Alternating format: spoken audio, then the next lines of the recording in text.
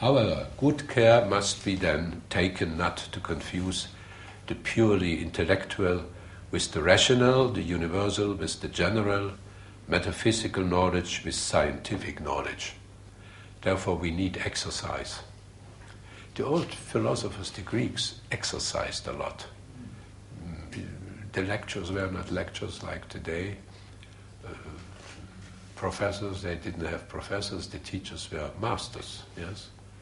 And they walked up and down, peripatein. And they committed rituals. In the description of the life of Proclus, we have the description of these Neoplatonic rituals. In the morning, they went down to the water, washed themselves, and came down and they prayed, and so on.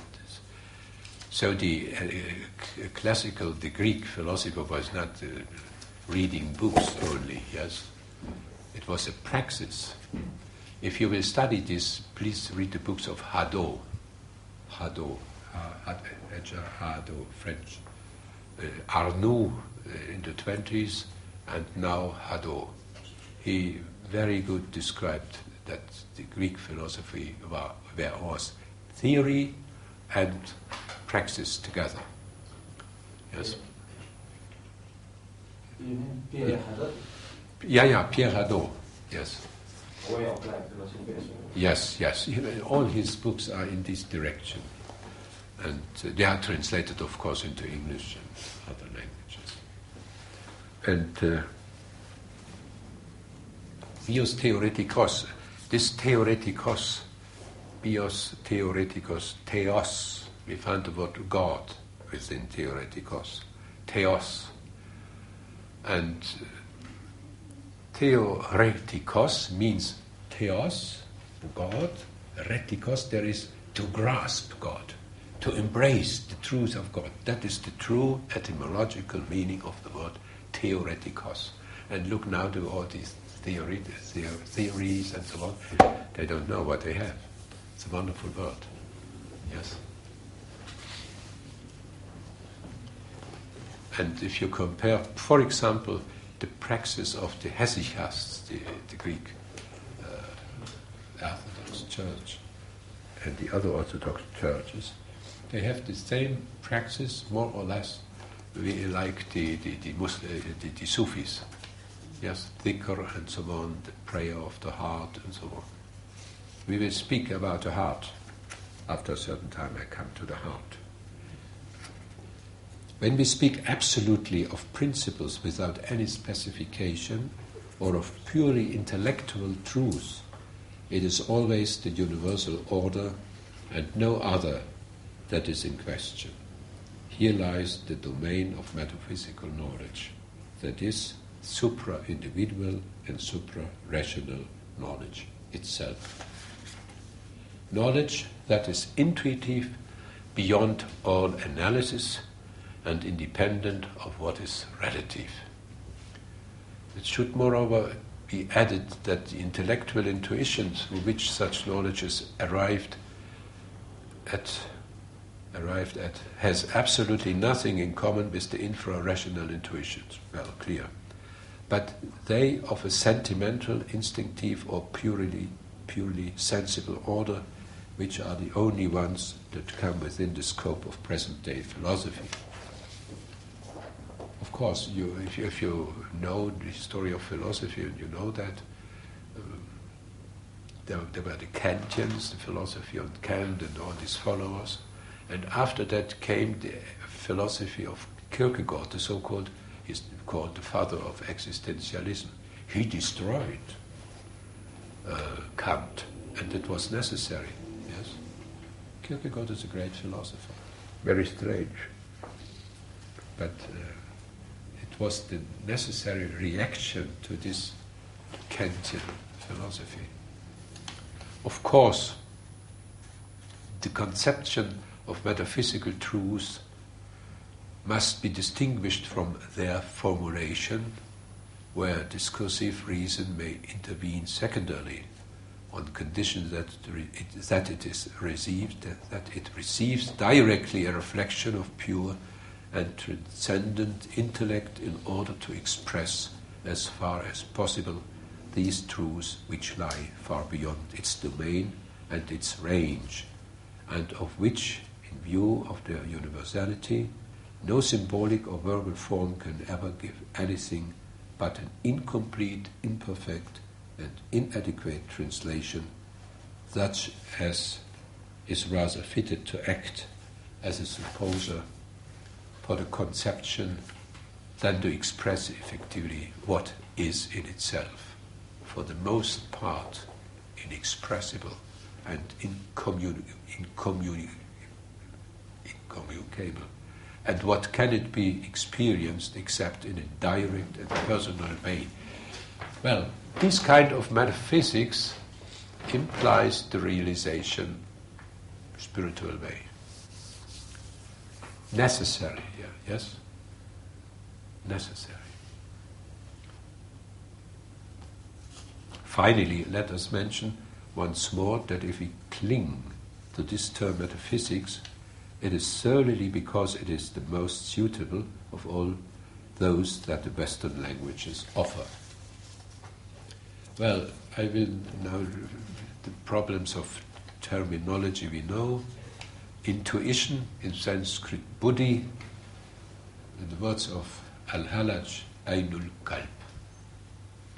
Intuition is Ainul Kalb.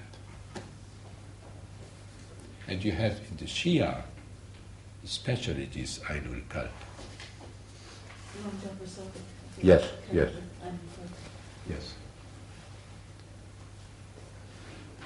That is this one very famous sentence, I saw my Lord with the eye of my heart.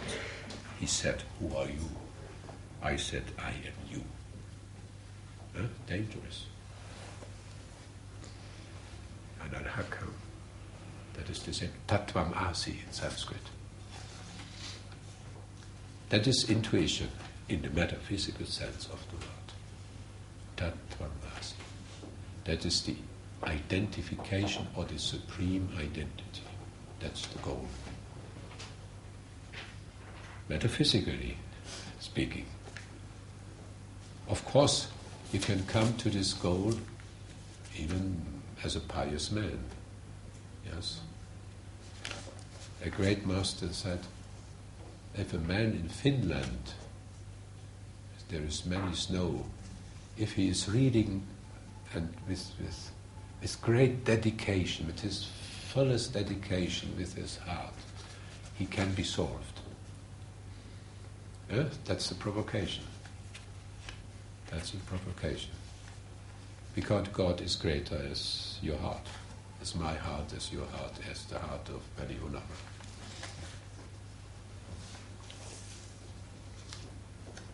I have for the Arabic-speaking text here. They can write it in Arabic, this wonderful saying of Halaj. So now are you not shocked? I know that and I see that.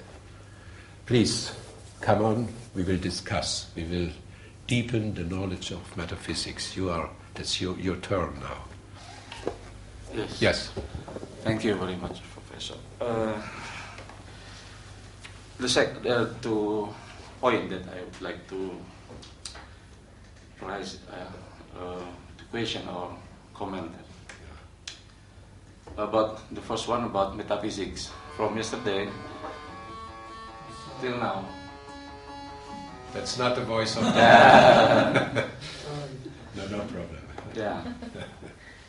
I still overlook to get your explanatory your explanatory account, epistemological explanatory account on what do you mean metaphysical knowledge? Because when you say, that's good question. Because when you say that, okay, metaphysics is knowledge about principles, knowledge about universals. But when you say that metaphysical knowledge is beyond discursive thinking, yes, it is something for me problematic. Not only for you. Because that's the problem we have at this time as children of this age. So, Thank you. yeah. Would you like to explain what do you mean metaphysical knowledge? We are speaking here about the epistemological rules of modernity. Modernity is founded on a certain kind of epistemology. Yes. Mainly about on the epistemology of Descartes, to mention one name. We will speak probably in the afternoon, Descartes, and we will find with Descartes and so on. All our philosophy we have is modern philosophy founded on epistemology. In German we have another expression, we call it theory of knowledge, Erkenntnistheorie.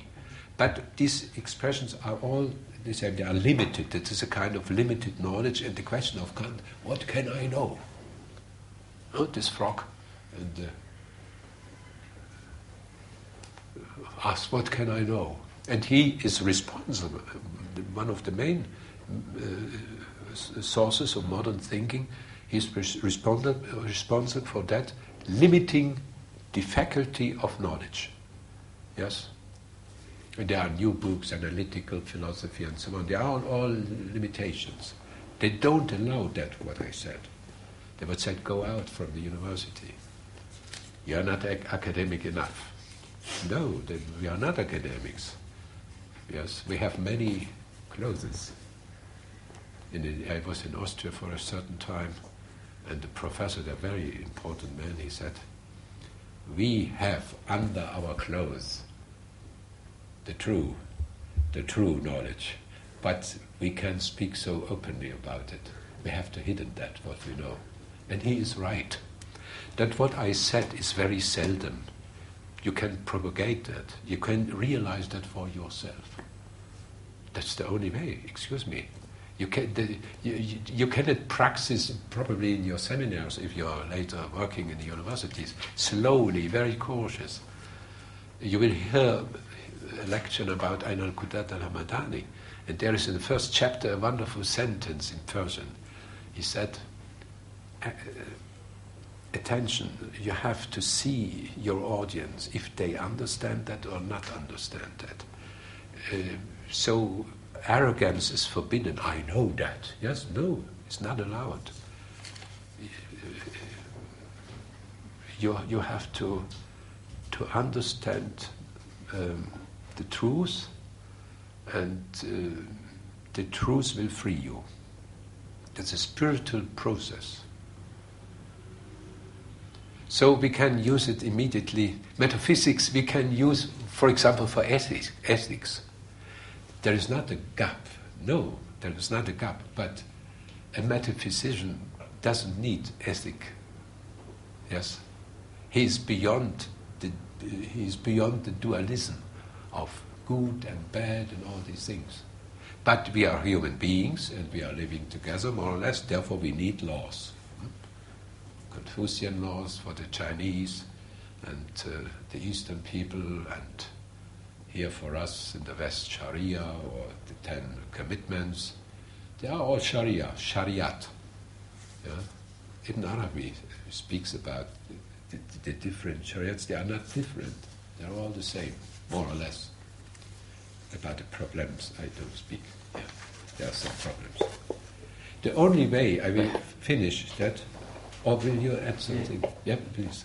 Yeah, still continue about. Yeah. That's the main point here. Yeah. For example, maybe it's easier way. There's one metaphysical proposition. Yeah. All events need a cause. Do you agree? All events need a cause. Okay? Cause. Cause. All events need a cause. All events. Good. Yeah, thank you. All events need a cause. The cause effect is metaphysical concept. That's good. Thank you. So how do you say that? But it is. I like fighting. It is discursive. It is discursive because we know something through concepts, not direct. You are very modern, I see. But I will answer. No, please continue. Yeah. So, in my opinion, metaphysical knowledge is not something related to discursive or intuitive. They can both discursive or intuitive. Can be usually in epistemology in Esperanto, discursive something is in one side, another side intuitive knowledge, or in Islam al-ilm husuli and al-ilm muduri. But in metaphysics can be huduri, can be or husuli, knowledge by correspondence, knowledge by conception. Maybe you can say discursive thinking. Is he right, please, the knower of fiqh and so on? Is he right or not? And please continue. The second, I'm very interested with your problem about problem perception, because we are talking about epistemological roots. Yeah. And as far as I do research about the development of school of thought in philosophy, in modern philosophy, one source problem, one causal problem, why they disperse with many school of thought, because of problem perception. And the long classical problem in perception is that the question, does this process belong to passivity or activity? Good. Category. Intellectus activus. Yeah, if we read before Aristotle and Plato in the pre-Socratic Theophrastus. Yeah. His work. No, he was later. He was a disciple of Aristotle. He said he explained perception in much more physiological understanding. Right. It belongs to passivity. And tabula rasa in Aristotle, the tabula rasa, yes. Sensory perception does not belong to knowledge. So it's it's not the opinion or doxa. But in Aristotle, in his book on the soul, the anima, he discussed much about perception in this book. It is what Dewi Hamlin said. What is it? This what is the inconsistency of Aristotle? Right. Because one factor is that perception is one kind of passivity. We receive form of material things, for example. Yeah, the species. When we see something, we see in the water. Yeah, we receive great reality of external world to our faculties of the soul. But at the same time, we have judgment. When we say it is water, it is water, it is judgment. Of course, all sentence you say is, all what you say, that is a judgment. Yes. Right, that's analytica posterior of Aristotle. Yes. So, maybe you can give us the clarification. Till now I still confused about the perception. This belongs to activity or passivity, because Hamlin said we should define in one category, not category mistake. He said passivity and activity. Maybe you can. No, you know the doctrine about the intellectus, about the akal, yes, in Aristotle and even in the Islamic doctrine. We understand that what we understand by the intellect. But there are different degrees, of course, by the intellect. Intellectus activus, intellectus passivus, and many other concepts of intellect. In Islamic you have more, yes, after the reception of Aristotle in Messina, Farabi before him, and after that in the Shia you have more a lot. And you will hear that by Dr. Therefore, I will not explain the whole thing about intellect. But that is, of course, a way of philosophy to explain what is intellect, what are these intellectual faculties. Perception is, of course, and that is there is a great misunderstanding of, because you can read in Thomas Aquinas the same like in Aristotle, knowledge begins with perception. But, he is an empirist. No, he's not an empirist. Yes. Aristotle is not an empirist, and Thomas Aquinas is not an empirist. That is the way to explain the process of very easy, but the presentation is very complicated because it's very easy. When I say I perceive this bottle, so it is the end of a process. The modern psychology have a lot of theories and books about perception, yes, and even in the son of Fichte, the great German philosopher, has the son, and the son is in my eyes sometimes better as the father could have in philosophy, and he speaks about these things and said, if somebody, I say it in his words, if somebody perceives, or no, he says, somebody knows this bottle. So that is the result of a very long, complicated process analyzed by Aristotle. He tried to analyze that. And in this analysis of Aristotle, of the Aristotelian school, and of the modern, Duns Scotus, he in this way said, the process of perception we have to reduce. All these complicated things he reduced, yes? The perception process as a metaphysical process. Perception is not separated. If he is separated, so we are empirists. Our knowledge is only empiristic, yes? No, not for the massive. But they know the same thing like the moderns. The problem is the reduction, the reducing the whole thing only to perception. That is modern philosophy. It's easy. It's a certain simplification, because I will not explain. We don't have the time for that to make the proofs of that, what I said. But you began with a wonderful word, the word cause. Causa in Latin. Causa. Everything has a cause? Every event. Yes, every event. Good. You mean with that individual things has a cause? I agree. But it not this universal statement. I agree. Every event has a cause. Good. The Buddhists have a great explanation even for the life of human beings. Pratitya samutpada. We can translate this wonderful Sanskrit word, cause and effect and such things. Cause and effect. What I'm doing has an effect. But that's only an excursus.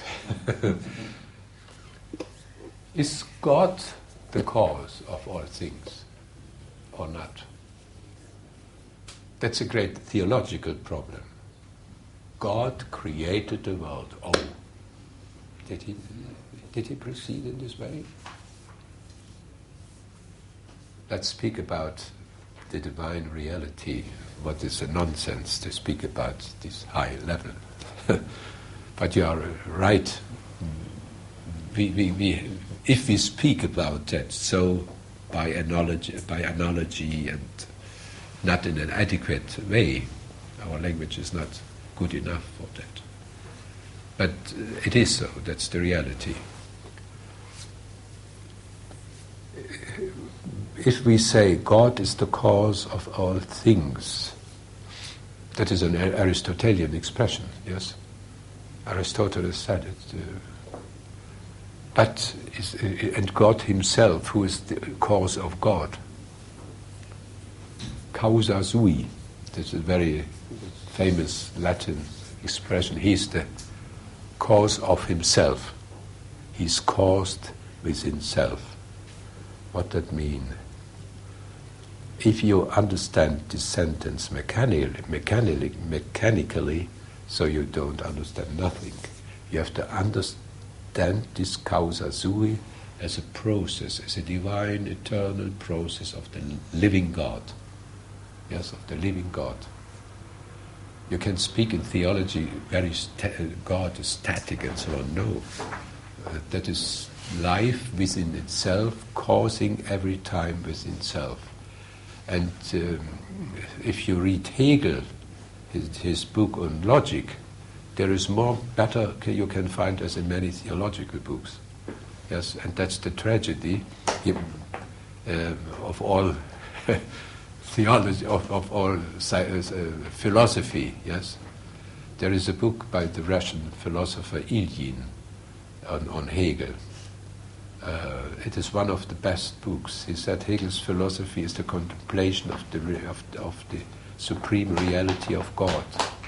So forget all the histories of philosophy. Yes. Note this. Deus, also God is the cause of himself. He's causing himself. Yes, from that what we can't express. We can it call unground. Yesterday I said it, or abyss, or other expressions. There are certainly Islamic expressions for that too. Yeah. But that is metaphysic. When we speak about that, that is metaphysic. So, it is not necessary to be a metaphysician if I want to describe perception. Yes, it's not necessary. Or epistemological processes. It depends from the level. Yes, when I speak about the reality of angel, malakut, jabarut, and so on. Yes, so I need metaphysical language, or you can speak with the words of the Quran. Yes, for example, about creation, Mullah Sadra, he's quoting on the one side kun, this famous sentence, yes, from the Quran, be, and on the other side he explains this kun in a very metaphysical, long way. And that's the two pillars of his doctrine. Two pillars, and at the end, to realize this knowledge. Because if God is the cause of itself, what does that mean? What can I do with this knowledge of truth? It is important for me. I quoted to you this word of Halach, I saw my Lord with the eye of the heart. I said, who art thou? He answered, thou. That is the highest identification. And it shows a possibility or a faculty of human being. If I understand that or not, it is not important. It is not important to understand. Please.